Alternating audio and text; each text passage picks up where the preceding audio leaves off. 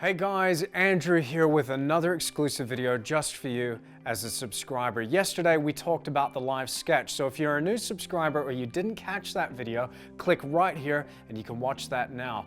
Now today I want to talk to you again about portrait painting, but specifically about how to create a three-dimensional feel within your painting. It's got to do with three things. Number one, the color, in particular balancing your warm and cool tones. Number two, your tonal values. And number three, contrast. Let's talk now about warm and cool skin colors.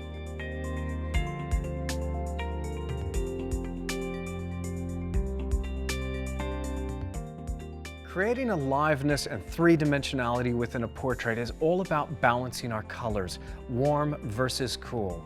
With my recent portraits, I've been playing a lot with warm and cool skin tones in relation to the light source that my sitters are under.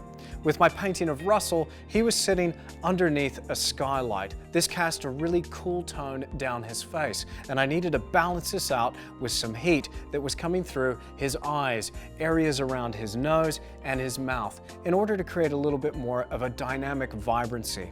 With my painting of David, we had the added bonus of a halogen spotlight bulb. This cast a really warm tone on the side of David's face and really illuminated that side with some heat. I then balanced this out again with some cool skin tones.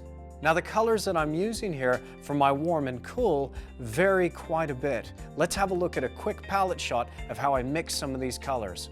My warm colors are primarily given by titanium white, yellow oxide, and burnt sienna, with some extra hot colors like cadmium yellow deep and cadmium red light. This will make some really engaging, dynamic highlights with a lot of heat.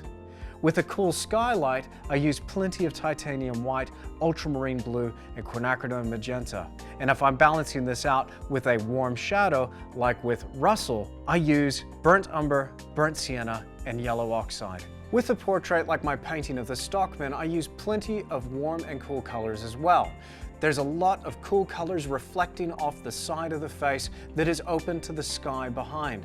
And balancing this warm and cool allows me to create a three-dimensional illusion. So for my first tip in creating a three-dimensional illusion, it's all about balancing your warm and cool skin tones, creating variation within the surface and some much needed interest. Now, a little rule that I have with painting portraits is save your tonal best for last. This is where we preserve our tones for the very end, our lightest lights and our darkest darks. This allows us to work with the middle of our range and always allows for a little bit of room to go with our portrait painting. This means that we can apply those light marks, our highest highlights, right at the very end, and it allows that light to leap off the canvas. The furthest I can go is titanium white, so I must preserve that tone. Now, I've done that with every one of these portraits, from Russell to David to my painting of the Stockman, and it has allowed me to create a sense of light within the painting and thus a three-dimensional feel. The base of my tonal dynamic hinges on ultramarine blue and burnt umber, making a neutral gray color. I then increase the tone with varying amounts of titanium white. But notice how I create a sliding scale on the palette from the darker tone all the way up to this light gray.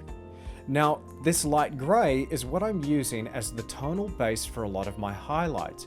But notice when I put pure titanium white on the palette, how far off it is from pure white. If I'm holding back in my tones this way, it allows those highlights that I apply at the end to leap off the surface. So tip 2 for creating a three-dimensional effect is save your tonal best for last. Now, tone is really closely related to contrast. Now, that's my third and final tip for today, is all about creating contrast, the difference between light and dark within your portrait. This can create some incredibly dynamic and engaging effects within your painting. Now, the little rule that I have is light against dark, dark against light. This allows me to juxtapose things within the composition to create an engaging surface and allows the sitter to sit proud and in front of the background. So you'll notice with my portraits of Russell, David, and the stockmen that I've tried to use opportunities where I could create this high contrast between my light and dark. This is also true for the sitter as a shape against the background. With Russell, he's more or less a light shape, and also this is due to the white shirt. I've contrasted this against a very dark background. With David, I've not only used his dark shape overall with the black shirt, but also the edges of the face.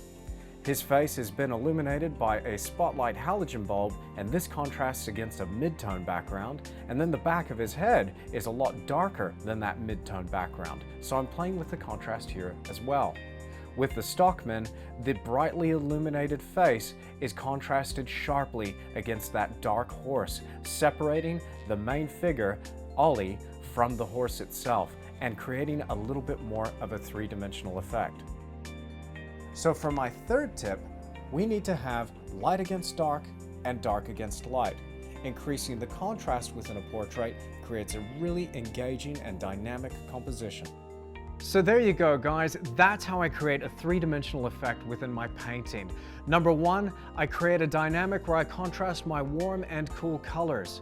Number two, I balance out my tones very carefully, saving my tonal best for last. And number three, I try to create some sort of contrast within the painting, working with light against dark and dark against light.